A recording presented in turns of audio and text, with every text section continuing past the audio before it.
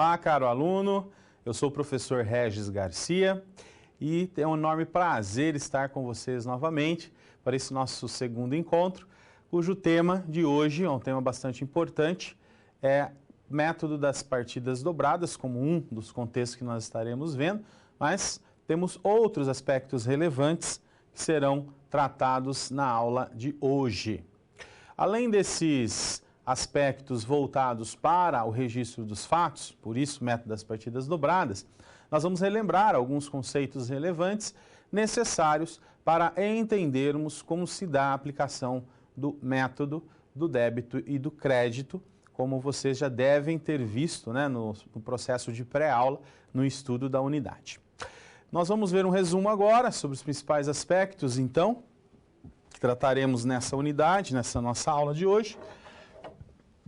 Em termos de competências, nós pretendemos compreender como é feito, então, o registro dos fatos contábeis, utilizando uma metodologia que eu posso chamar de método pedagógico, porque ela tem como finalidade mais o esclarecimento, né, de como os fatos ocorrem, que é o denominado balanços sucessivos, o método denominado de balanços sucessivos. Também destacaremos a importância da estrutura do balanço patrimonial e entender a aplicação das equações patrimoniais. Essas equações patrimoniais é que dão origem às situações líquidas. Nós chegamos a ver isso na nossa primeira aula. Entender a diferença entre contas de resultado e contas patrimoniais, bem como aprofundarmos no entendimento e compreensão dos grupos que envolvem as contas de resultado, principalmente os grupos que formam a demonstração do resultado do exercício. Para isso, explicaremos o que é o plano de contas, porque é a partir das contas contidas no plano de contas que nós podemos fazer valer o método das partidas dobradas, como eu disse na nossa introdução, débito e crédito. Então temos um desafio bastante interessante aí pela frente, com certeza conseguiremos vencê-lo a partir da revisão de alguns conceitos e da solução das nossas situações, problemas, de acordo com o nosso método de ensino. A partir de uma situação da realidade profissional, nós vamos discutir e resolver algumas situações, problemas. Na verdade, vocês resolverão as situações, problemas e eu vou tentar, né, dar os caminhos pelos quais vocês farão esse processo. Ok? Quais são os desafios e questionamentos que nos orientam nessa unidade? Vejam aí. Nessa aula, nós vamos, portanto, de uma forma sucinta, estudar os resultados patrimoniais e econômicos. Resultados patrimoniais oriundos das alterações ocorridas no patrimônio a partir dos fatos contábeis ocorridos. Os fatos cotidianos, os fatos que vão ocorrendo sobre o patrimônio da entidade, vão modificando esse patrimônio. Nós vamos entender a análise da estrutura patrimonial como uma forma eficaz de avaliarmos a situação econômica e financeira das entidades e principalmente destacaremos aí o controle e relevância dos registros na contabilidade. Vocês devem ter percebido que nessa unidade nós trabalhamos, né, bastante com esse conceito de registro.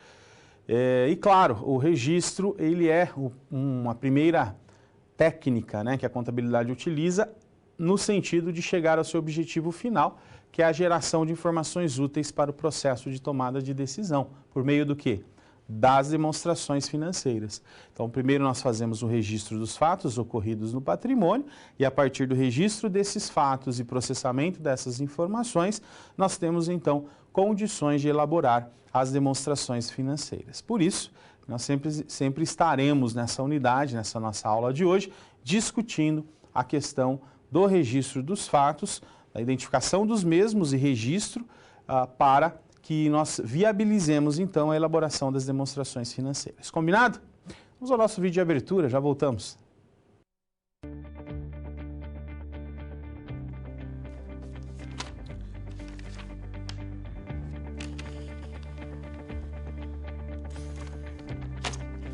Às vezes a gente se anima e perde o controle, né?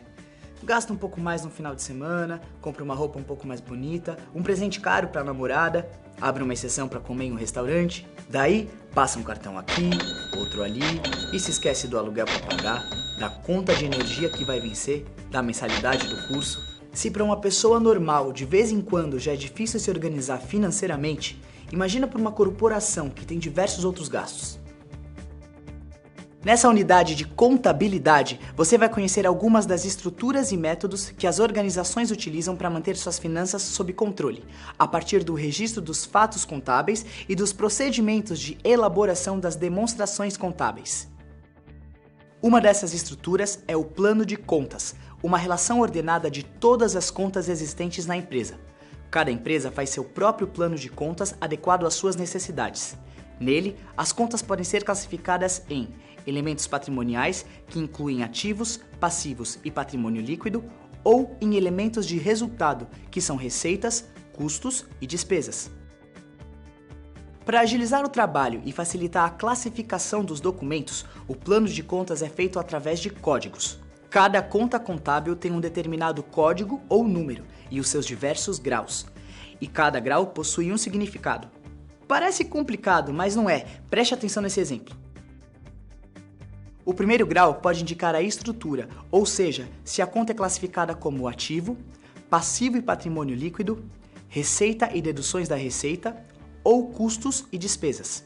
O segundo grau pode indicar o grupo das contas, se são de ativo circulante, ativo não circulante, passivo circulante, passivo não circulante e patrimônio líquido. E o terceiro grau pode indicar o subgrupo no qual ela se encaixa, podendo ser disponibilidades, clientes, fornecedores ou obrigações trabalhistas e previdenciárias. Ao longo da unidade, você também vai conhecer o método das partidas dobradas, uma técnica publicada em 1494 e utilizada até hoje. Além de ver quais são os livros contábeis obrigatórios pela legislação e como funciona a nova forma de escrituração digital. Na SR você vai conhecer a Ana, nova contadora da revendedora de calçados Pé Bonito, e ao longo das situações problema terá de ajudá-la a reestruturar alguns processos contábeis feitos pelo antigo contador, utilizando as técnicas e métodos vistos nessa unidade. Você está pronto para começar? Acesse o seu livro didático e as web-aulas. Também não se esqueça de responder aos questionários de pré e pós-aula. Em seu ambiente virtual de aprendizagem, você encontra material complementar para te auxiliar nos estudos. Então agora é com você. Eu fico por aqui. Até mais! Muito bem. Como vocês puderam ver, nós temos o desafio aí de contribuir para que Ana solucione os problemas da empresa. Vamos ver qual é a situação, qual é a nossa situação da realidade profissional? Vejamos lá. Alguns conhecimentos que nos orientarão no sentido de solucionar a situação da realidade é envolvendo o patrimônio, bem como o balanço patrimonial. O que é importante nós destacarmos sobre esses dois elementos que estão aqui? Bem, o patrimônio, é bom lembrarmos, nós estamos falando do conjunto de bens, direitos e obrigações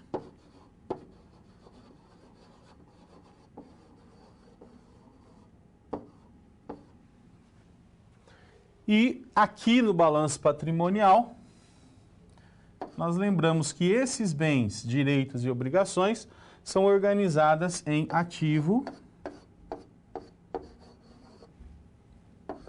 e passivo. E do lado do passivo, nós temos a figura do patrimônio líquido, que também representa a situação líquida apurada no patrimônio das entidades. A partir desses conhecimentos, dessa estrutura inicial, nós podemos compreender melhor os processos de registros, que envolverão contas que, por sua vez, estão presentes nesses grupos que nós acabamos de destacar, tanto no ativo como no passivo e no patrimônio líquido. Isso falando apenas das contas patrimoniais, é claro. Nós ainda temos as contas de resultados, que fará parte aí cujo tema, né, fará parte da nossa unidade, da nossa aula de hoje, tá certo? O que mais? O que nós temos que pensar a partir dessas considerações iniciais para nos conduzir na solução dos problemas da aula de hoje? Vejam aí. Nós vamos conhecer a empresa, portanto, que é a empresa Pé Bonito. A empresa Pé Bonito, ela vende calçados e pertence ao senhor Manuel, que é o proprietário, portanto, da empresa Pé Bonito. O senhor Manuel, ele estava insatisfeito com o contador que ele tinha até o momento e resolveu, portanto, na tentativa de melhorar as informações da empresa, na tentativa de qualificar a contabilidade, ele contratou Ana, que será, portanto, a responsável pela contabilidade da empresa Pé Bonito. E mais importante do que isso, para que Ana ela execute corretamente a contabilidade, ela vai fazer um diagnóstico no sentido de reestruturar os procedimentos utilizados, portanto, pela empresa. Essa é a ideia que o senhor Manuel teve ao fazer a contratação de Ana. Falei em diagnóstico aqui, que é um processo inicial que certamente Ana fará. Diagnóstico, apenas para lembrarmos o conceito, ele é o processo pelo qual, por meio de uma análise de algum fenômeno, de alguma situação, de processos, no caso das organizações, você identifica possíveis falhas. Ou, mesmo não identificando falhas, você pode identificar formas de melhoria desses processos, de melhoria desses fenômenos organizacionais, certo? Então, o diagnóstico é isso, é a identificação ou de problemas ou de possibilidade de aumento de eficácia daquele processo. Isso é o processo de diagnóstico. No caso de Ana, ela fará então um diagnóstico na área contábil, como vocês verão nas situações problemas que nós resolveremos, e a partir desse diagnóstico, ela buscará a melhor solução para cada um dos problemas encontrados, tá certo? Vamos ao nosso primeiro problema. Olá! Você já pensou no dia a dia da carreira que você escolheu seguir? Bom, para ter uma ideia dos desafios da sua área, agora você vai procurar soluções para situações problema. Para prosseguir, primeiro é necessário ter estudado e finalizado a sua pré-aula, já que é nela que você encontra os conceitos e as teorias da disciplina.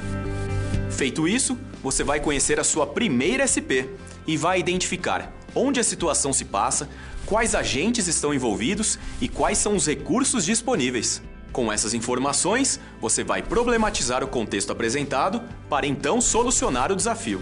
Preparado para começar a SP1? Então boa sorte e até mais!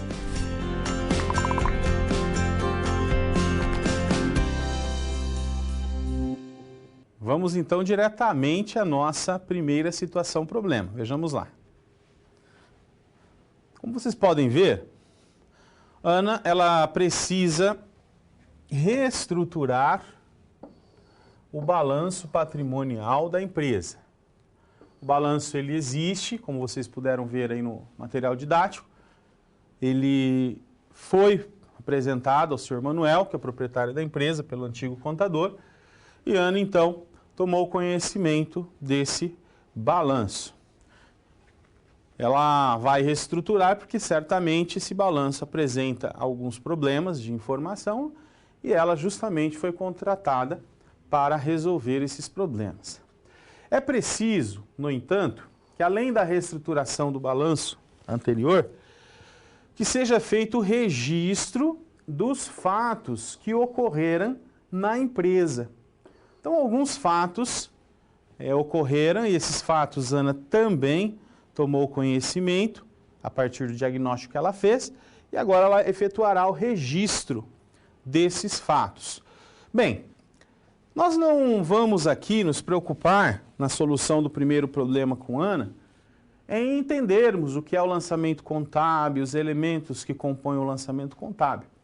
Para facilitar, Ana utilizará então o método dos balanços sucessivos, que, como eu disse na introdução de nossa aula, ele representa aí um método didático, um método pedagógico, porque ele ensina, ele explica a cada fato que ocorre no cotidiano da empresa, como fica a nova situação patrimonial. É como se eu levantasse um balanço para cada novo fato ocorrido no patrimônio da empresa Pé Bonito. Mas, além do registro desses fatos, ela vai reclassificar o balanço na data de 31/12/2013. Esse é o objetivo que Ana tem. Como vocês puderam ver, o objetivo se separa em duas partes. O primeiro, a reclassificação, a ordenação do balanço de 31/12/2013. O segundo, o registro dos fatos, que vocês têm acesso aí no material, por meio de balanços sucessivos. A cada novo balanço, a cada novo fato, a cada fato ocorrido, um novo balanço. E além disso, ao chegarmos aí ao final do registro desses fatos, Ana precisa mostrar então qual é a situação atual da organização. Esse é o problema que ela precisa resolver. E esse é o problema que nós vamos ajudá-la a resolver a partir do nosso trabalho e da revisão de alguns conteúdos. Vamos lá, vejamos alguns aspectos importantes que serão considerados na solução dessa SP1.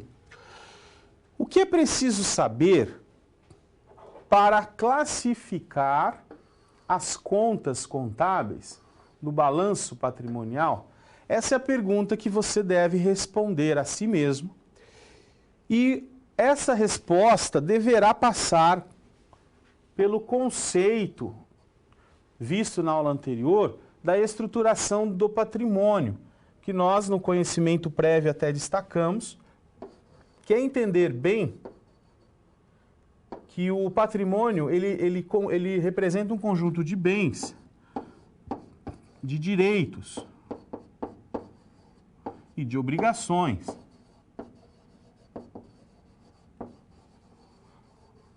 E que esses bens, direitos e obrigações estão, em termos patrimoniais, organizados em ativo, que representa aí os bens e direitos, e passivo, que representa aí as obrigações.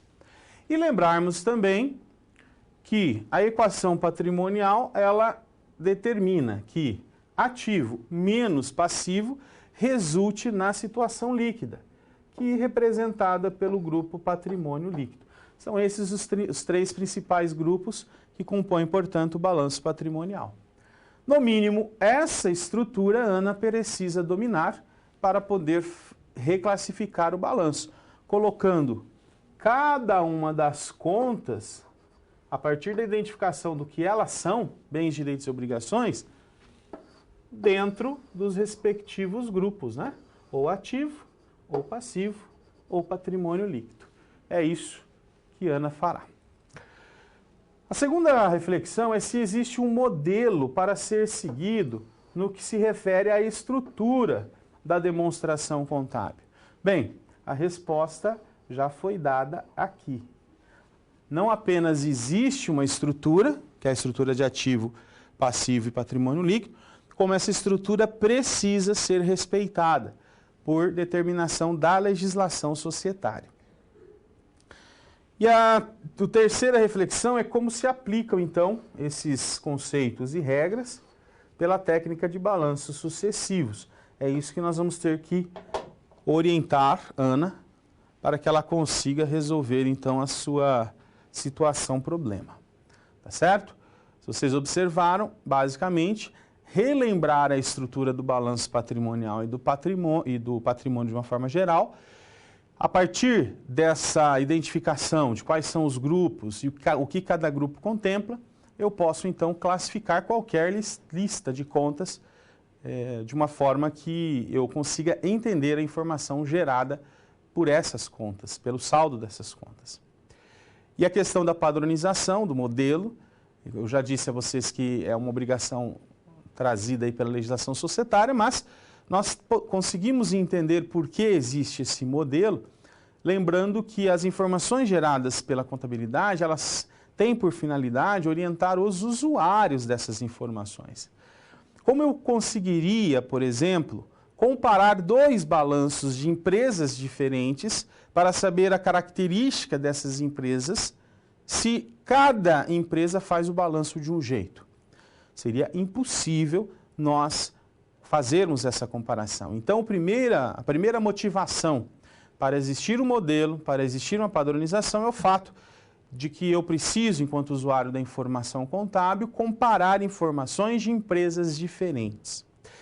A segunda justificativa, ela está dentro da própria empresa, ou seja, eu posso fazer uma comparação gerencial do meu balanço em vários períodos.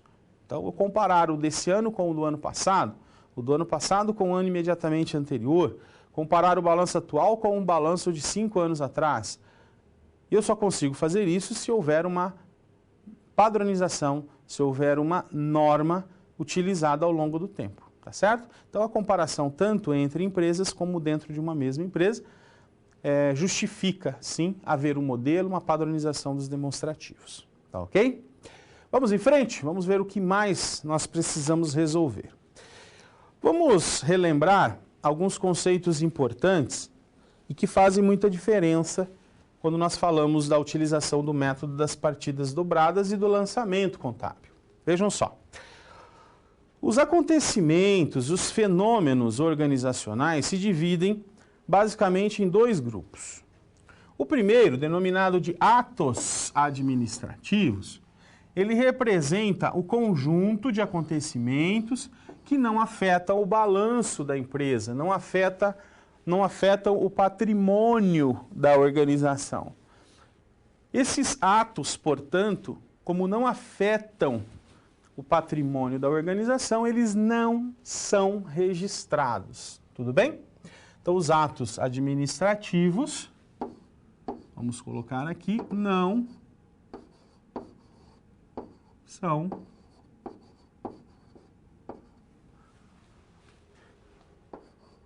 lançados, né? Ok? Eles não são lançados pela contabilidade. O que justifica eles não serem lançados pela contabilidade? O fato deles não afetarem o balanço patrimonial, não afetarem a situação patrimonial. Por um outro lado, os fatos administrativos, que também são conhecidos como fatos contábeis,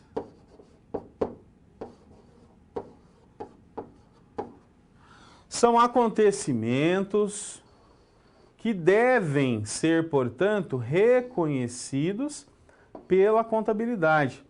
Eles afetam, alteram o patrimônio, portanto, modificam o balanço da empresa. Esses fatos contábeis ou fatos administrativos, eles são lançados, eles são registrados, tá certo? Pela contabilidade. Então, o primeiro passo é a separação desses dois grupos, atos e fatos, para saber se eu registro ou não esses respectivos fenômenos. Bem, geralmente vem uma pergunta, né? Mas poderia nos dar exemplos de cada um desses grupos de fatos? Claro, nós podemos dar exemplos sim. Por exemplo, um ato administrativo pode ser representado pela simples assinatura de um contrato de trabalho feita por um funcionário da empresa. Ele assinar o contrato, ele formalizar o seu registro, não significa que afetou o patrimônio da organização. Virá a afetar quando esse funcionário começar o seu trabalho e, para a remuneração desse trabalho, a empresa ter que executar um gasto, denominado nesse caso de salários, a pagar.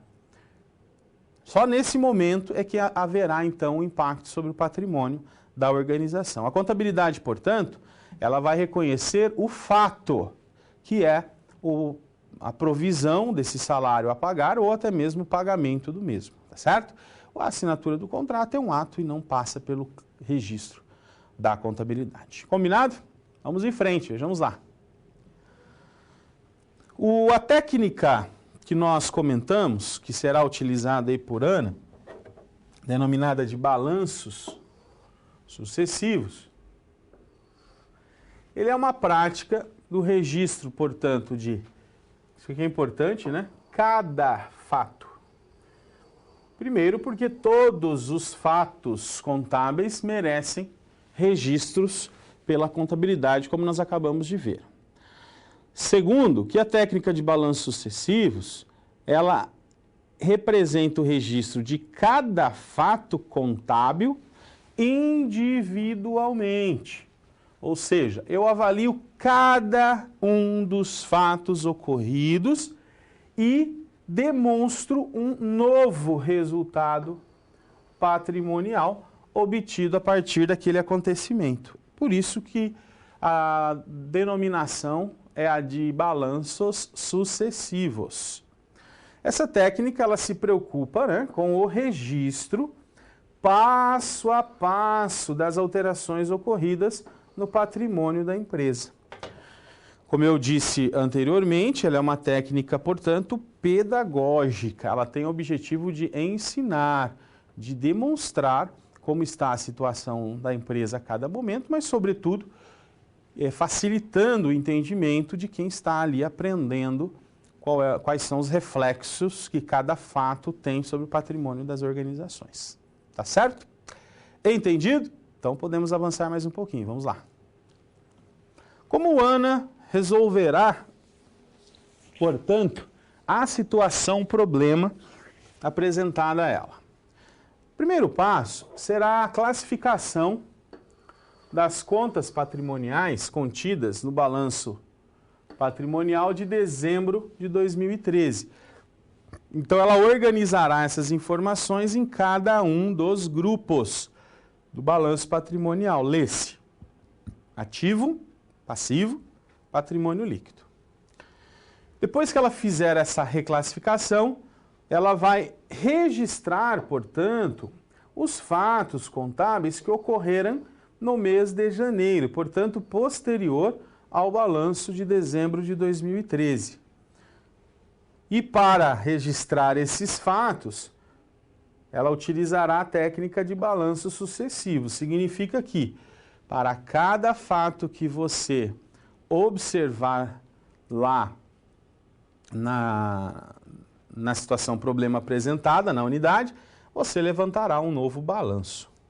Para cada fato, deverá ser feito um novo balanço, assim como são 7 fatos, né, que foram apresentados lá para a Ana, nós teremos aí 7 balanços patrimoniais. 7 novas situações patrimoniais evidenciadas a partir da elaboração de um novo balanço. Entendido? Esse é o caminho a ser utilizado para a solução da primeira situação problema. Vamos ver mais algumas informações relevantes. Quando Ana chegar no último balanço, ou seja, no momento em que todos os fatos tiverem sido registrados, isso acontecerá no último fato, que é o fato 7, lá no mês de janeiro, finalmente haverá um novo balanço patrimonial da empresa Pé Bonito. Esse balanço patrimonial, ou novo balanço patrimonial, representará, então, a atualização da informação que o senhor Manuel pretende fazer e que Ana foi contratada justamente para resolver. Vejam aí como fica a demonstração a partir do registro, né, dos fatos. Nós temos aqui um primeiro balanço, representado pelo ativo e pelo passivo. No ativo, as contas bens e direitos, né? Então, caixa, bancos, clientes, estoques, imóveis, veículos, máquinas, móveis e utensílios, computadores. A soma dessas contas 543.500, sendo que do lado aqui do passivo, nós temos fornecedores, os simples, que são os impostos a recolher, os salários a pagar, encargos sobre salário, a energia elétrica a pagar, os empréstimos, patrimônio líquido representado aqui pelo capital social e a soma do passivo mais o patrimônio líquido, como não poderia deixar de ser, bate aí com o total do ativo. Ao serem registrados então todos os fatos, cada um com um novo balanço, chegaremos aqui no fato 7 com um balanço similar a esse, em que eu tenho aqui os saldos atualizados de cada uma das contas que nós já mencionamos do ativo e o mesmo acontecendo aqui com o passivo. Vejam que a partir do registro dos fatos de pagamento dos impostos, pagamentos dos salários, pagamento dos encargos sobre salários da energia elétrica, essas contas foram zeradas, né? Isso deu origem então ao novo balanço, cuja soma é de 502 mil aqui a partir do fato 7, tá certo? Processo de registro por balanços sucessivos, então, é isso. Você registrar um balanço a cada novo fato, tá ok?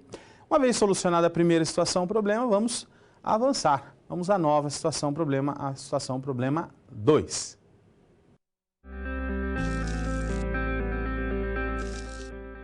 E aí? Conseguiu encontrar uma solução satisfatória para a SP1? Como você pôde notar, o desafio apresentado tem como base situações comuns da realidade de mercado. Eles são elaborados a partir de informações de empresas, experiência dos professores e acontecimentos do cotidiano. Isso significa que antes mesmo de você se formar, além de todo o conhecimento teórico, você já está em contato com a realidade do seu futuro profissional. Ah, e caso surja alguma dúvida, acesse o fórum e envie a sua pergunta, ok?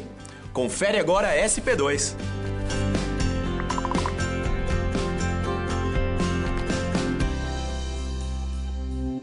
Vamos conhecer então a segunda situação problema? Vejamos lá. Ana, nessa segunda situação problema, ela precisa explicar ao proprietário da empresa Pé Bonito sobre a contabilidade na empresa. Dar algumas informações que justifiquem a empresa, então, ter a contabilidade, investir numa contabilidade. Para isso, a ideia é se fazer a demonstração de resultados do mês de janeiro. O mês de janeiro ele tem algumas informações já apresentadas, né? E que nos permite, portanto, apurar o resultado, apurar se a empresa ela teve um resultado positivo, se ela teve um resultado negativo. E a ideia de fazer essa demonstração é porque, nitidamente, o sócio da empresa, o proprietário da empresa, ele está mesmo interessado em saber se aquela operação na qual ele investiu está gerando resultados positivos. Esse é o objetivo de qualquer pessoa que faz um investimento, a obtenção de resultados positivos, tá certo? E é isso que a Ana pretende. Ela pretende, então, explicar ao senhor Manuel os resultados, nesse caso, o resultado específico do mês de janeiro. Combinado? Então vamos conhecer mais a situação problema e como solucioná-la. Vejamos lá. Algumas questões, algumas reflexões são necessárias para a solução dessa situação problema, sendo a primeira a diferenciação, a capacidade que nós temos que ter de diferenciar contas patrimoniais de contas de resultado. Esse é o nosso desafio para solucionar a situação problema. Por que essa separação? Como nós falamos, a ideia é apresentar o resultado do mês de janeiro. Para eu apresentar o resultado do mês de janeiro, eu tenho que ter a capacidade de identificar quais contas fazem parte do resultado patrimonial.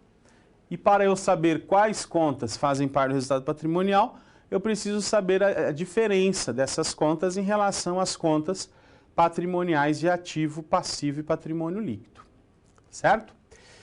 Como registrar as contas de resultado no balanço patrimonial? Como essas contas vão parar lá no balanço patrimonial da empresa. É um outro questionamento interessante, né? Utilizando aí a técnica de balanço sucessivo. E claro, a mesma pergunta feita na situação problema 1, a questão do modelo e estrutura da demonstração. Nesse caso, nós estamos falando já de uma outra demonstração, que não é o balanço patrimonial, mas sim a demonstração do resultado do exercício, que é uma demonstração fundamental, importante e que faz parte do processo, né, contábil de evidenciação do patrimônio e do resultado das organizações. E mais uma vez, claro que sim, existe um modelo, existe um padrão e é esse modelo, esse padrão que nós vamos estudar nessa unidade, né, para a solução dessa situação problema. Vamos em frente.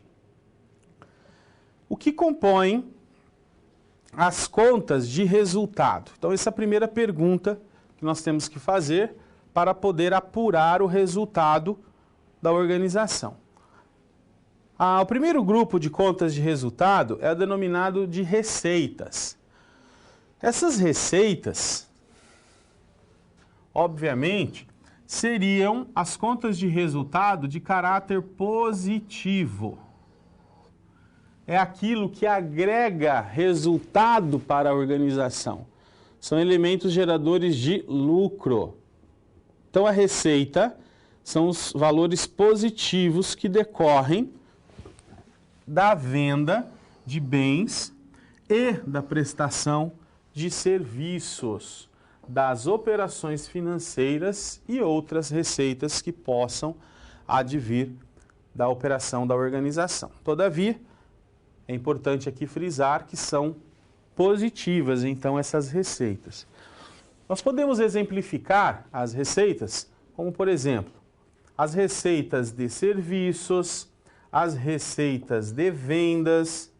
Essas vendas, aliás, geralmente elas ocorrem na forma de vendas de mercadorias,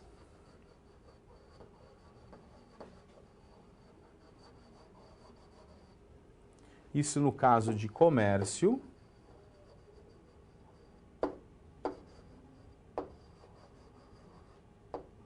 ok? Ou produtos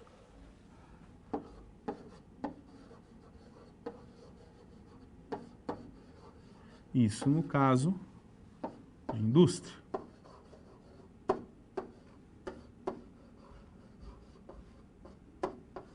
Ok? Além das receitas de vendas e da prestação de serviços, nós temos as receitas derivadas das operações financeiras, como os juros ativos, que seriam juros cobrados de clientes, por exemplo, que pagaram as contas em atraso, e os descontos obtidos, que seriam descontos que a empresa fez jus ao pagar, por exemplo, antecipadamente as suas contas. Então, no caso aqui, seriam descontos positivos, né, que a empresa recebeu. E além disso, a empresa ainda pode alugar os seus ativos, como edificações, alugar máquinas, equipamentos, que também são geradoras de receitas. Esse grupo, portanto, de receitas, representa os valores positivos que a empresa obtém e são divididos principalmente nesses grupos que eu apresentei a vocês. Vamos agora para o lado negativo dessa história da apuração do resultado do exercício. Vamos lá.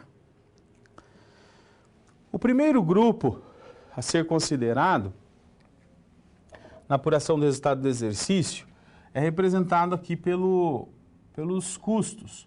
Nesse caso, valores negativos. Os custos decorrem da aquisição ou consumo de bens e serviços vinculados à produção de outros bens e serviços. Isso é o que caracteriza o custo. O custo é caracterizado pela vinculação à produção ou prestação de serviços, tá? No caso das empresas prestadoras de serviço. Isso é importante porque nós vamos ter situações nas quais uma mesma conta, como por exemplo a energia elétrica, ela pode ser um custo, mas ao mesmo tempo ela pode ser uma despesa. Depende do que eu estou falando. Se eu estou falando de uma energia elétrica vinculada à produção, ela será um custo. Se eu estiver falando de uma energia elétrica da área administrativa, por exemplo, ela será uma despesa. Tudo bem? Alguns exemplos de custos são a matéria-prima, veja que é algo totalmente vinculado à produção de outros bens e serviços. A mão de obra, nesse caso o salário dos operários, que fazem parte também do processo produtivo, ou a mão de obra das pessoas que estão prestando serviços. A energia elétrica, como eu disse, né, se eu conseguir identificá-la, a produção ela será um custo. Se for uma energia elétrica da área administrativa, ela será uma despesa. E, portanto, nós já temos um elemento positivo que são as receitas e um elemento negativo que são os custos. E temos mais um elemento negativo que são as despesas que eu acabei de mencionar. Vejamos lá. As despesas decorrem do consumo de bens e da utilização de serviços. Veja que até aqui nós estamos falando de um mesmo conceito, né, similar ao que nós já conceituamos o custo, só que a diferença, eles não são vinculados ao setor produtivo ou à prestação de serviços. Então, no caso, as despesas são energia elétrica, materiais de limpeza, a água, o aluguel, os salários, todos não vinculados à produção. Tá certo? Então, muito importante vocês frisarem essa diferença, né? Vinculado à produção e à prestação de serviço, o custo, vinculado à operação e não vinculado à produção diretamente, no caso, seriam as despesas. Continuemos, vamos lá? A demonstração do resultado do exercício ela é organizada conforme nós estamos vendo aqui, começando pelas receitas de vendas, que é o primeiro grupo que compõe a demonstração do resultado do exercício. Essa receita bruta de vendas recebe as primeiras deduções, são chamadas de deduções da receita bruta, e também impostos vinculados a essa receita. Então eu estou falando aí de abatimentos, de descontos, de cancelamentos de vendas, e estou falando dos impostos incidentes sobre as vendas, como o ICMS, o PIS, a COFINS, entre outros, tá? Nós temos o primeiro resultado da demonstração do resultado do exercício, que é a receita líquida. Justamente a receita bruta, que é a receita de vendas, menos as deduções. Retiramos na sequência o custo dos produtos vendidos, no caso da indústria, ou o custo das mercadorias vendidas, no caso do comércio, ou o custo dos serviços prestados, no caso das prestadoras de serviço. E encontramos assim o primeiro lucro apresentado pela DRE, que é o lucro bruto. Então, receita líquida menos os custos dão o lucro bruto.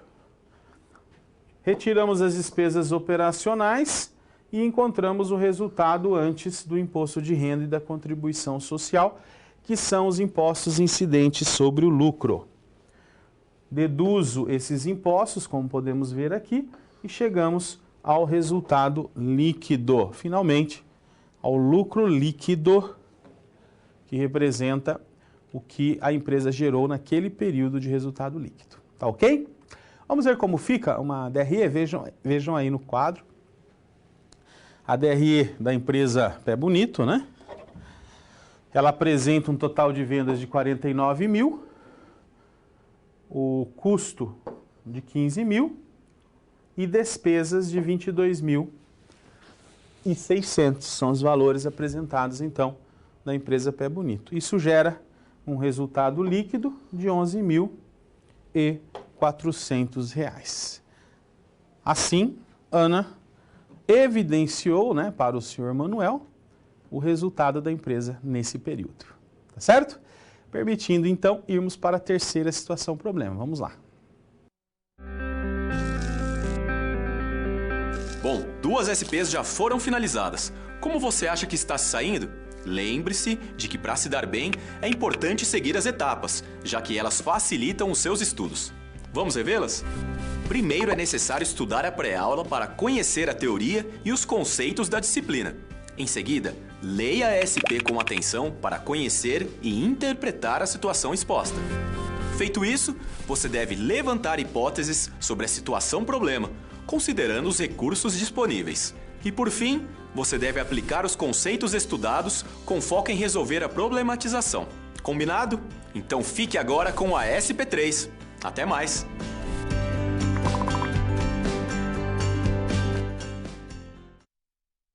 Muito bem, temos a participação aqui de vocês com uma pergunta muito pertinente, aliás, uma pergunta exatamente sobre o que nós discutimos na situação problema 1, que é a questão da classificação do capital social. Então, por que o capital social está dentro do grupo passivo? Eu vou ao quadro explicar para vocês de uma forma mais simplificada por que o capital social está lá do lado do passivo. Na verdade, ele está do lado do patrimônio líquido, né? Vamos relembrar aqui, o balanço patrimonial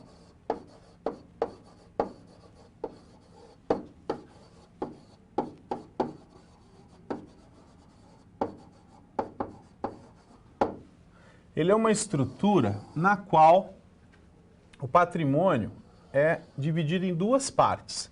Do lado esquerdo, nós temos os bens e direitos representados pelo grupo ativo. Então, bens e direitos representados aqui pelo ativo, que representa o local onde há aplicação de recursos, né? Então, aqui eu faço a injeção de recursos em bens, em direitos, para que a empresa possa operar. Nós dizemos que isso aqui é o lado positivo do patrimônio, né? Do lado direito, nós vamos mostrar a origem dos recursos que foram aplicadas no ativo. A origem de terceiros fica classificada aqui no passivo. Então, o passivo ele vai representar as obrigações para com terceiros, as dívidas, né? Que, na verdade, são as origens dos investimentos feitos lá no ativo.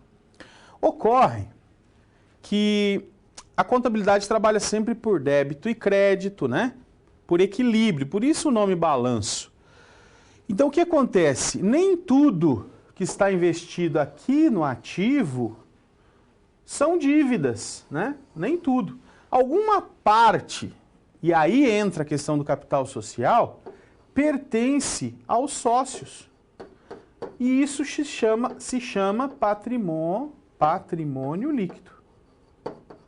Certo? O que é o patrimônio líquido? Ele vai representar aí o valor que os sócios entregaram para a empresa e uma dessas situações é o capital social. Então, aqui do lado direito, nós temos duas origens. Capital de terceiros e aqui o capital próprio. Ambos investidos onde? Lá no ativo. Por isso que o total do ativo sempre será igual ao total do passivo mais patrimônio líquido. Porque ativo menos passivo é igual ao patrimônio líquido e fica do lado do passivo para manter o equilíbrio das contas. Entendido? Então, essa é a explicação pela qual o capital está lá no passivo, tá bom? Obrigado pela pergunta muito pertinente. É sempre bom a participação de vocês para esclarecimentos, né? E uma outra pergunta no mesmo sentido é de onde veio o PL na coluna do passivo, se o PL é um resultado do ativo e passivo. Então, né, era uma outra pergunta que estava relacionada ao mesmo assunto e eu acredito que a explanação aí esclareceu, né? O patrimônio líquido, sim, ele é resultado do ativo menos as obrigações com terceiros, menos o passivo, tá bom? Por isso fica lá do lado do passivo. Valeu, gente, vamos em frente, vejamos lá. Ana comentou com o Manuel, que é o proprietário da empresa Pé Bonito, que o plano de contas da empresa estava muito enxuto. Ou significa que tinha menos contas do que deveria ter. Seria interessante a abertura de novas contas para atender melhor as necessidades da empresa. Que necessidades? Necessidades informacionais. Ana, então, está preocupada com as informações, né, geradas pela contabilidade, e para isso ela sugeriu que o plano de contas fosse alterado. Nós vamos ajudá-la a contabilizar os fatos contábeis, né, por meio do método agora das partidas dobradas. Como nós já temos condições de entender o que é o plano de contas, o que são as contas que compõem o plano de contas, nós temos já condições de discutir a questão do débito e do crédito, né, ou do método das partidas dobradas, como é conhecido o método utilizado desde, né, do século XV até hoje. Vamos lá. Para solucionarmos então o problema que a Ana está se propondo a resolver, há a necessidade de que seja feita uma análise no plano de contas apresentado pela empresa Pé Bonito, no sentido de verificar se todas as contas que eu preciso estão nesse plano de contas ou se eu preciso inserir novas contas, ou até mesmo se eu posso ou devo retirar contas que estão sobrando. No caso, como a Ana já adiantou, no diagnóstico que ela fez, ela identificou que estão faltando contas. Então, deverá haver a sugestão de novas contas com base na necessidade de registro dos fatos contábeis. Uma vez que o plano de contas tenha sido ajustado, portanto, está adequadamente apresentado e disponível para a contabilidade efetuar os registros, nós vamos partir para a contabilização, dos fatos pelo método das partidas dobradas, utilizando aí a questão do débito e do crédito. E aqui eu já vou, de antemão, já sabendo de que isso gera uma certa dúvida, explicar o seguinte. Débito e crédito na contabilidade é sinônimo de aplicação de recursos, tudo bem? E, no caso do crédito, origem de recurso. Então, em contabilidade, débito, ele representa o local onde eu aplico recursos. De forma resumida, é para onde o recurso está indo.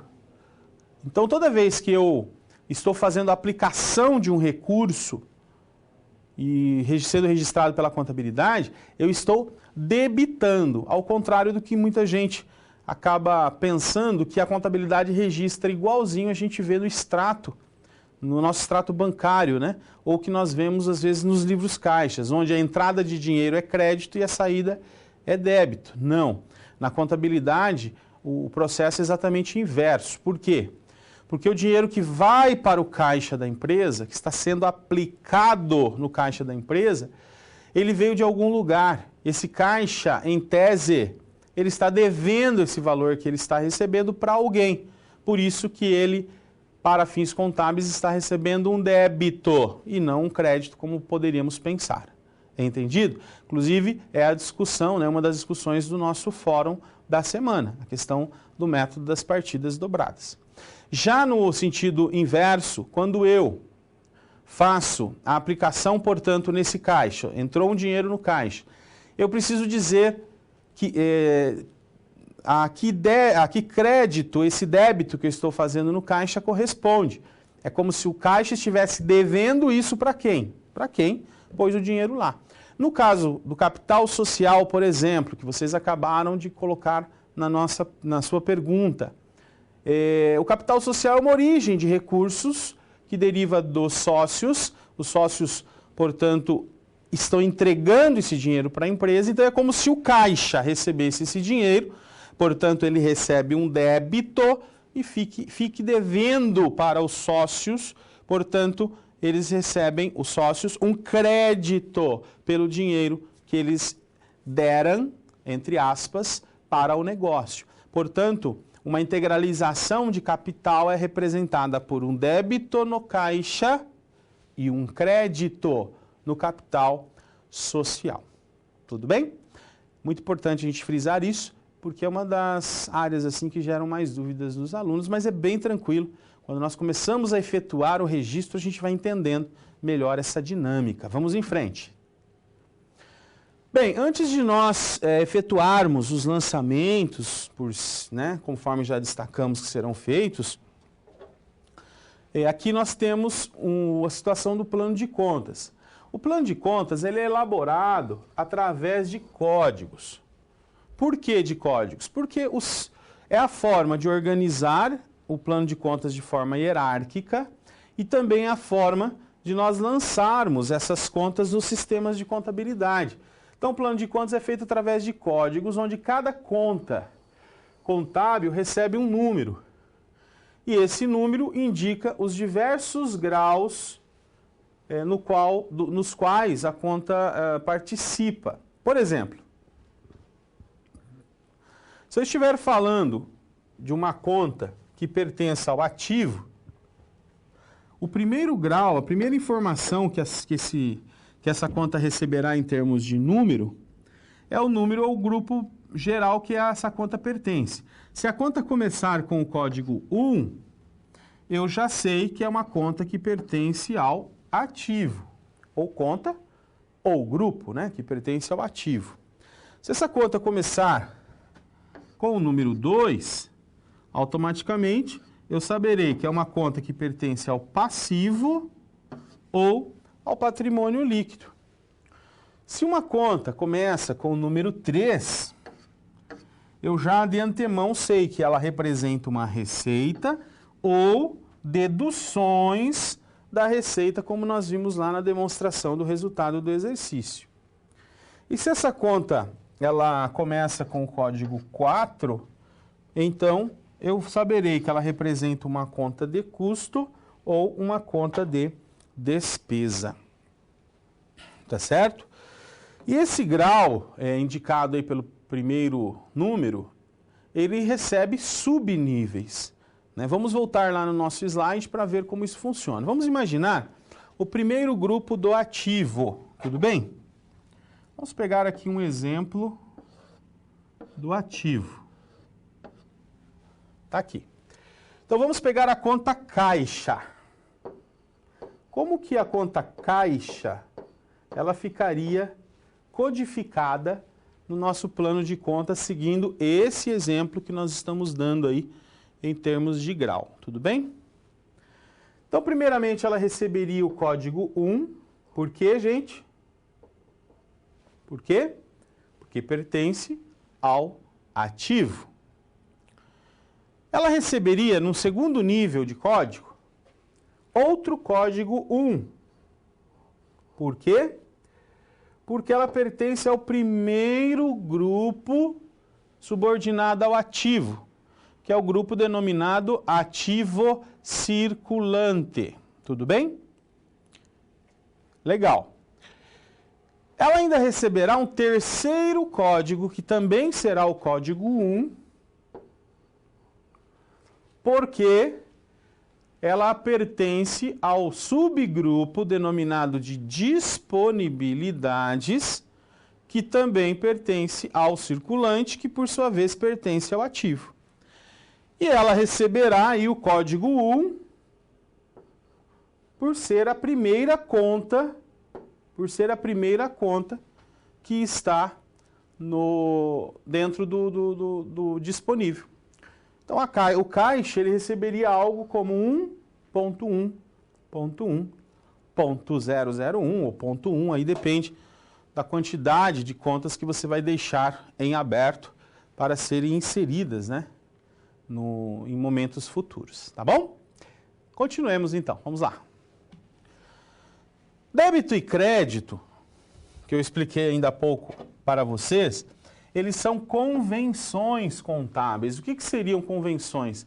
É algo que um determinado grupo social, um determinado grupo profissional, um determinado grupo enfim, estabelece como uma norma a ser seguida por todos que pertencem àquele grupo ou que dependam, né, daquele grupo de alguma forma. Então, a convenção contábil do débito e crédito determina que todos os lançamentos, desde a origem da discussão dessas expressões, feitas por Luca Pacioli em 1494, lá no século XV, né, todos os fatos sejam registrados considerando o conceito de débito e crédito. Débito representando a aplicação de recursos e crédito representando a origem dos recursos. Para facilitar a compreensão dos nossos registros aqui no estudo da nossa unidade, a gente vai utilizar um artifício denominado de razonete. Razonete é algo na forma de T, no qual nós fazemos os registros de débito e crédito do lado esquerdo e do lado direito de cada uma das contas. É como se fosse uma forma didática de nós verificarmos os registros feitos no livro Razão, que individualiza os saldos das contas a partir dos fatos ocorridos. Vamos em frente. Existem algumas regras baseadas no conceito de que o débito representa a aplicação de recursos e o crédito representa a origem de recursos, que nós precisamos saber. O ativo, por exemplo, ele tem natureza devedora. Ele tem natureza devedora, porque o ativo, ele é um local de aplicação de recursos, né? De aplicação de recursos. Por isso, pela convenção contábil de que toda aplicação de recursos ela é representada por um débito, o ativo ele aumenta quando está sendo debitado. O mesmo acontece com os custos e despesas. Os custos e despesas também aumentam pelo débito, pelo mesmo motivo. Eu aplico em despesa, eu aplico em custos. Por outro lado, nós temos o lado da origem. O passivo, ele aumenta com créditos. Por quê? Porque créditos representam origens, certo? Origens de recursos. E por serem origens de recursos, são creditados. Além do passivo e do patrimônio líquido, que representa origens de recursos, eu tenho ainda as receitas. As receitas também aumentam pelo crédito, assim como o ativo e o passivo. O inverso também é verdade. Se o ativo ele aumenta por débito, ele se reduzirá quando for creditado. O mesmo acontece com os custos e despesas. Se elas aumentam quando são debitadas, elas diminuem quando são creditadas. E as contas de origens, o mesmo processo. Se o passivo ele aumenta com o crédito, ele diminuirá quando for debitado, o mesmo acontecendo com o patrimônio líquido. E as receitas, da mesma forma, se aumentam com crédito, serão diminuídas a partir de débitos, tá certo? E assim nós vamos fazendo os registros contábeis. Esses são os razonetes, que nós falamos ainda há pouco. Sobre o razonete vai o número da conta, então vamos colocar aqui o ativo, passivo,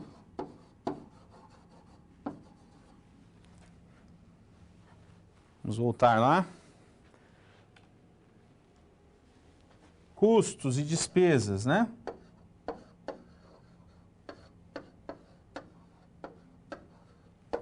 E as receitas seriam as contas de resultado. Tudo bem? Do lado esquerdo, nós recebemos os débitos e do lado direito os créditos. Muito parecido com o balanço. Lado direito ativo, do lado esquerdo passivo, né? Lado direito, lado esquerdo, desculpe, onde fica o ativo representa as aplicações, lado direito, onde fica o passivo, representa as origens. Aqui no razonete, a esquerda é o débito e a direita é o crédito.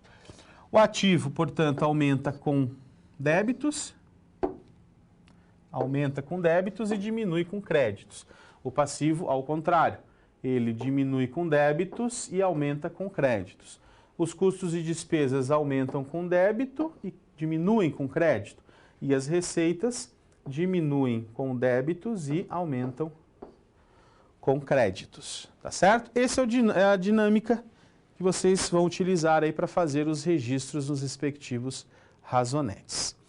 Estão pedindo, né? Vocês estão pedindo para que dê um exemplo do razonete com relação à aplicação de origem de recurso. Vamos dar sim. Obrigado aí pela pergunta. Nós vamos ter a oportunidade de ver aí no próprio lançamento que nós vamos demonstrar. Vamos em frente? Vejamos lá.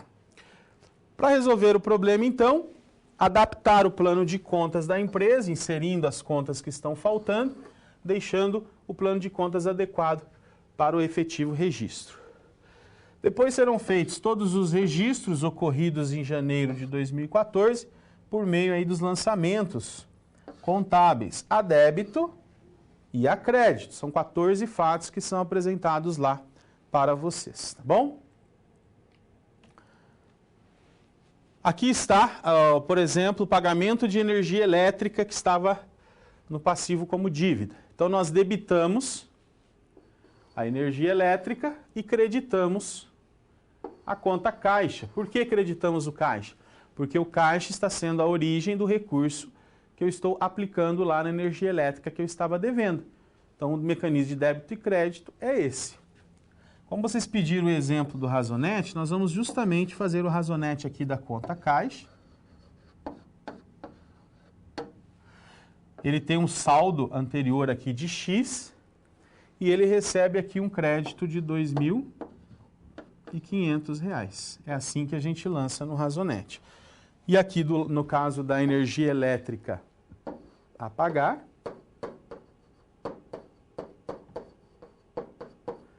ela receberá, então, um débito de R$ 2.500 e ela tinha um saldo X, que é o que eu estou pagando, tá certo? Então, tá aí o que vocês pediram, um exemplo no razonete do lançamento, beleza? Bem, o mesmo acontece quando eu pago salários a pagar, debito salários a pagar e credito o banco, nesse caso, credito o banco porque foi pago em cheque, e o mesmo dos encargos sobre as folhas, que eu credito o banco também porque foi pago em cheques. É assim que Ana fará, portanto, todos os registros do mês de janeiro, os 14 fatos apresentados, e apurará os novos saldos dessas respectivas contas. Compreendido? Vamos para a última situação problema agora. Quando você faz uso de todo o material didático, você passa a conhecer as teorias e os conceitos da disciplina de forma mais completa. Só assim as SPs, que servem de exercícios práticos que te preparam para o mercado de trabalho, terão efeito na sua carreira. Ou seja, seguindo as etapas, você está adquirindo experiência profissional antes mesmo de terminar o seu curso. E se durante a sua leitura algum ponto de interrogação surgir, não se preocupe. Envie sua dúvida no fórum, ok? Fique agora com a SP4. Boa sorte!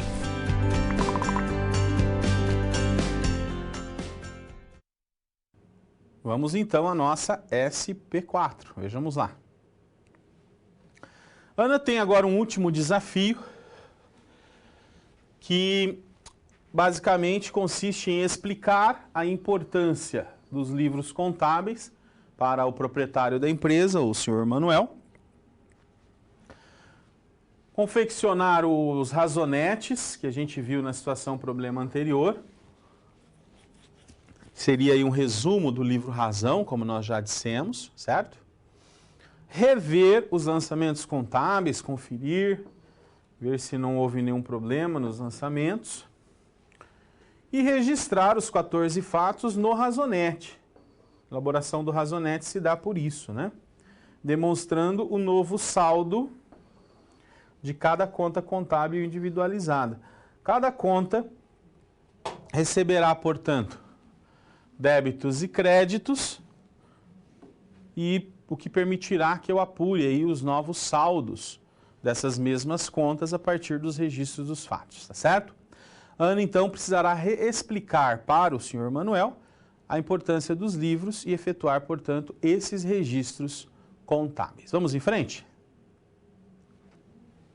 Os livros contábeis são conhecidos principalmente os seguintes. Os dois primeiros são obrigatórios pela legislação. É o caso do livro diário. O livro diário é o livro no qual nós fazemos os lançamentos. Nós fazemos os lançamentos. Os lançamentos são processos de registros dos fatos, nós vimos na situação problema anterior, com débitos e créditos. Mas não apenas a informação da conta devedora e da conta credora, mas sim a informação do local e data onde esse lançamento ocorreu, a conta devedora, a conta credora, o histórico, que é o que aconteceu, e o valor. Todos esses relacionados aos fatos ocorridos. E temos o livro Razão. O livro Razão, que representa a individualização, né? A individualização dos lançamentos, né? Por contas. É isso que o livro Razão faz. Ele lança a mão, portanto, dos lançamentos contábeis e individualiza esses lançamentos em cada uma das respectivas contas, permitindo assim que eu obtenha, né, o saldo atualizado de cada conta a cada momento. Esses dois livros são obrigatórios pela legislação societária, mas eu tenho outros livros que não são obrigatórios, mas que apoiam o processo aí de contabilização dos fatos contábeis. Por exemplo, o livro Caixa, que representa para controlar os volumes de ingressos e saídas de recursos financeiros. O Conta Corrente, que é um outro livro que serve para eu controlar individualmente as contas correntes bancárias. Esses livros não são obrigatórios, mas, repito, são livros de suma importância e que servem como um bom apoio para o processo de controle patrimonial. Tudo bem? Vamos em frente, vejamos mais aspectos relevantes que o senhor Manuel vai querer saber e que Ana terá que explicar. Como, por exemplo, a tendência dos registros contábeis é de acompanhar as inovações tecnológicas ocorridas ao longo dos últimos anos. E não é diferente com os registros feitos pela contabilidade envolvendo os lançamentos contábeis. A partir da instrução normativa da Secretaria da Receita Federal, número 787, do ano de 2007, estabeleceu-se que a partir de janeiro de 2008, tornar-se-á, isso é o que dizia, né, a instrução normativa, no caso nós já estamos em 2017, portanto tornou-se obrigatório, algumas pessoas jurídicas, no primeiro momento as empresas tributadas pelo regime normal de tributação, né? Hoje já todas as empresas praticamente passaram a ter a obrigatoriedade da escrituração contábil digital, que é algo conhecido como ECD, escrituração contábil digital. Essa escrituração contábil digital, que é na verdade, um arquivo de informações contábeis que são enviadas para a Receita Federal sobre a contabilização da empresa, é um subprojeto de um projeto maior chamado de SPED. SPED é Sistema Público de Escrituração Digital. Qual a intenção do órgão fiscalizador aqui? Imagino que vocês já devem ter percebido. É o de ter acesso mais rápido, de ter acesso mais preciso às informações geradas pela contabilidade. Então o SPED tem essa característica de fazer com que a empresa preste conta das informações para a Receita a partir dos próprios registros contábeis. O SPED é um sistema público de escrituração e que congrega o ECD, que é a escrituração contábil digital, e a EFD, que é a escrituração fiscal, que nós vamos ver daqui a pouquinho. Antes, temos uma pergunta, né, sobre o termo ativo. Se é igual natureza devedora e elementos positivos são bens e direitos, como conta caixa, banco, estão no ativo do balanço, seus saldos são negativos e isso quer dizer que quanto mais negativos, mais favorável para a empresa? Não é Não é essa a ideia. Na verdade, o ativo, apesar de ter característica devedora, são contas positivas. Por quê? Como eu expliquei para vocês, a aplicação de recursos que é feita no ativo, ela é devedora por uma convenção contábil, porque para a contabilidade é como se os valores que estão no ativo, nós estivéssemos devendo para o passivo e para o patrimônio líquido. Mas, repito, são valores positivos. Quanto maiores os valores positivos, melhor para a empresa. Melhor o saldo de caixa, melhor a conta bancos, melhor os investimentos em veículos, estoques, duplicatas a receber, entre outros, tá bom? Então não é porque eles têm natureza devedora que eles são negativos, ao contrário. Eles têm natureza devedora, mas são positivos, tá bom? Negativo é o passivo, que representa obrigação, dívida, né? Dívida sim, ela é negativa. Obrigado aí pela participação, espero ter esclarecido. Vamos em frente. Vamos ver então agora a EFD. EFD, que é a escrituração fiscal digital.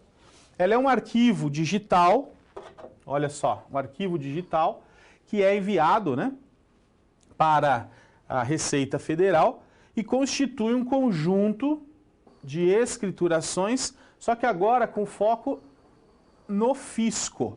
São documentos fiscais, como é o caso da nota fiscal, certo? Como é o caso das informações relativas às entradas e saídas de mercadorias, entre outras informações de ordem fiscal.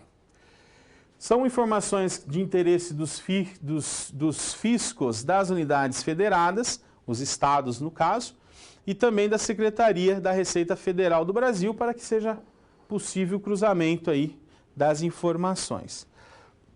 Como a emissão de nota fiscal é estadual, né?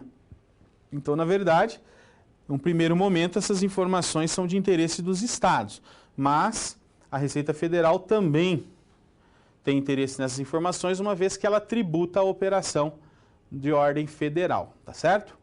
Esse arquivo ele tem a necessidade de ser assinado digitalmente e ele é transmitido via internet, lá no ambiente do Sistema Público de Escrituração Digital.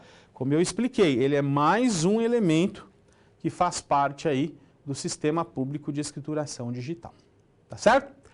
Sendo assim, conhecendo os livros e os sistemas de escrituração digital, como nós já apresentamos, já podemos explicar então ao proprietário da empresa, Ana, explicará adequadamente ao proprietário da empresa a importância desses livros e dessas escriturações fiscais, tá ok? Sendo assim, vamos dar mais alguns passos no sentido de solucionarmos a situação problema 4. Vamos lá. As respostas que Ana dará para o senhor Manuel em relação às perguntas feitas nessa situação problema são as seguintes. A primeira pergunta, que falava sobre a importância dos livros contábeis, né, envolve a resposta no sentido de que os livros contábeis têm grande importância dentro de qualquer empresa. Por quê? Porque eles armazenam, eles contemplam informações importantíssimas sobre a vida contábil da empresa, por meio dos lançamentos, tanto os lançamentos contábeis como, no caso do Razão, os saldos das respectivas contas. Ainda na primeira resposta, né, a forma de prestação de contas para com o fisco no que tange as informações geradas no livro diário, certo? No livro diário, são hoje centralizadas no Sistema Público de Escrituração Digital, que é o que significa a sigla ESPED. Vale um destaque aqui de que essa migração, né, para a escrituração digital, ela atende aí àquilo que nós já vemos em outras áreas, que é a cada dia que passa, né, a utilização da tecnologia em favor da melhoria da informação ao usuário. Isso já acontece no caso, por exemplo, do imposto de renda, isso já acontece em outras formas de prestação de contas, como a emissão de notas fiscais digitais, né, direto no sistema dos órgãos fiscalizadores, e a tendência é essa mesma, né? Cada dia que passa, nós estarmos mais conectados no caso, a informatização da informação contábil. Legal? Vamos em frente? Vamos responder as demais perguntas. Pergunta número 2 dizia respeito aos elementos necessários para ser feito um lançamento contábil. Nós já destacamos, né, alguns desses elementos, mas vale mais uma vez relembrar que são o local e a data onde o fato ocorreu, a conta devedora, significando onde foi aplicado o recurso, a conta credora, significando de onde veio o respectivo recurso, o histórico, que representa a descrição do fato, aquilo que de fato aconteceu, e o valor, que representa o valor do fato, o valor impactado, né, no patrimônio, por meio do acontecimento daquele fato específico. E por último, também houve o questionamento sobre a forma de individualização dos saldos das contas, por meio do razão, né, como fazer o registro desses fatos de uma forma simplificada, qual é o instrumento utilizado, no caso, eu repito, né, é mais um instrumento pedagógico do que o instrumento contábil, né, mas é muito importante sabermos, então, que o Razonete é um instrumento fundamental para apurarmos os saldos individualizados das contas. Vejam aí no slide, né, a resposta, Razonetes. Vamos relembrar aqui que os razonetes, portanto, foi uma pergunta que vocês fizeram, na forma de um T. Sobre esse T nós temos o nome da conta. Então, nós identificamos qual é a conta. Do lado esquerdo, nós identificamos o débito. E do lado direito, nós identificamos o crédito. Certo? Tá aí os razonetes funcionando como uma forma de nós apurarmos os saldos individualizados das contas. Tá ok? Já voltamos.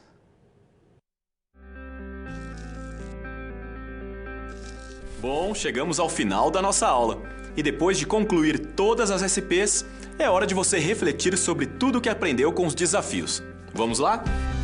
Primeiro, ficou claro que o conhecimento vem ao fazer uso do material didático disponível no ambiente virtual do aluno.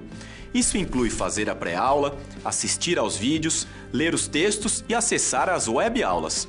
E depois de compreender os conceitos da disciplina, você aprendeu a aplicar os fundamentos aprendidos em situações similares às da realidade do mercado de trabalho. Tudo isso faz de você um aluno proativo e mais capacitado para exercer a sua profissão, o que te coloca passos à frente na hora de ter sucesso profissional. Mas não acabou. Você ainda tem a sua pós-aula para acessar, não vai esquecer, hein? Cada parte do processo é essencial para a sua aprendizagem. Respeite todas as etapas, ok?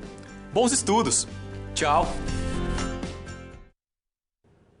Sempre é bom nós destacarmos esse processo que foi assunto aí do nosso vídeo, que é o processo pelo qual você consegue um aprendizado mais eficaz na metodologia utilizada por nossa instituição. Ou seja, a pré-aula, que é o processo no qual você tem contato com as teorias, com os fundamentos e técnicas daquilo que será discutido na nossa aula.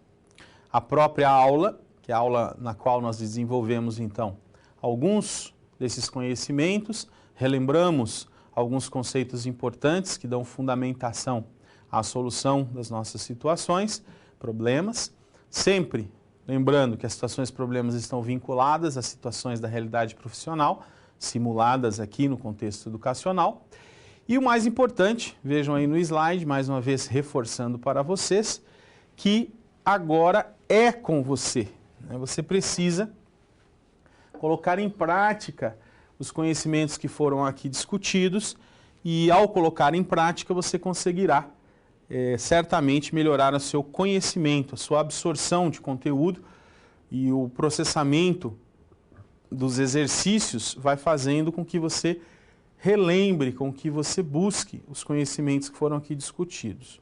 Por isso nós destacamos que você deve fazer todas as atividades propostas no livro, bem como praticar esses conhecimentos sempre, não apenas na realidade educacional na qual nós estamos inseridos, mas também na sua realidade profissional. Sempre há oportunidade para tanto. Mais uma vez destacamos que eu estou à disposição sempre de vocês pelos canais pelos quais nós temos contatos. Nossos tutores estão sempre ao lado de vocês aí, os tutores à distância estão sempre antenados com as suas dúvidas e o professor está sempre à sua disposição para solucionar qualquer dúvida que permaneça, tá ok? Foi muito importante ter esse contato com vocês hoje. Nos vemos na próxima aula. Até já!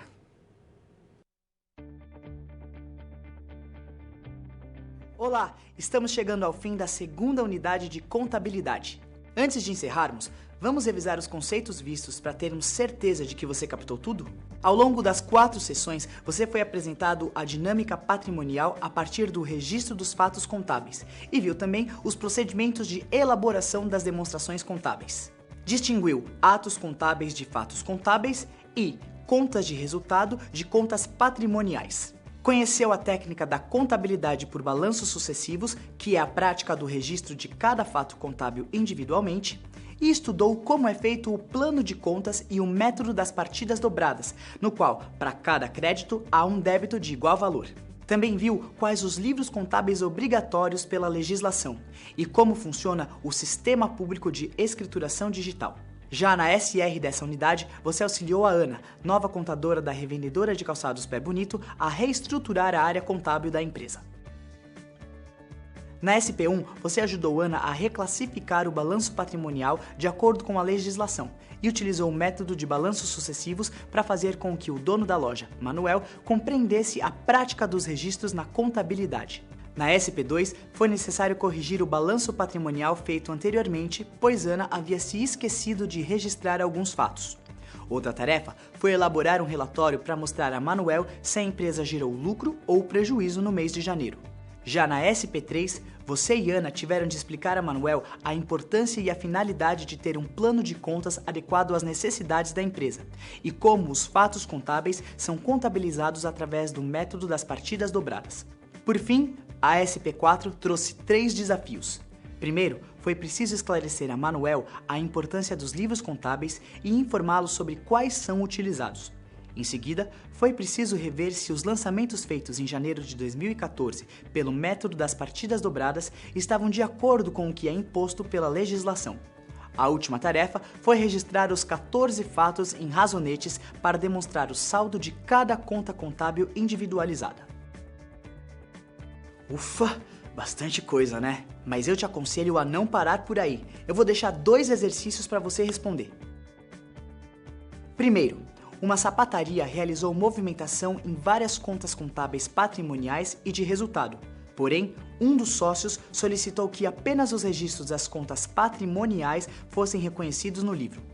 Caso você fosse o outro sócio da empresa, o que você faria? Segundo, se você trabalhasse na contabilidade do comércio de rapaduras Melado Limitada, quais seriam os fatos registrados pela técnica dos balanços sucessivos? Então vamos lá! Caso tenha alguma dúvida para resolver as questões, volte ao seu livro didático e não se esqueça de que é possível encontrar material complementar no seu ambiente virtual de aprendizagem. E vamos combinar!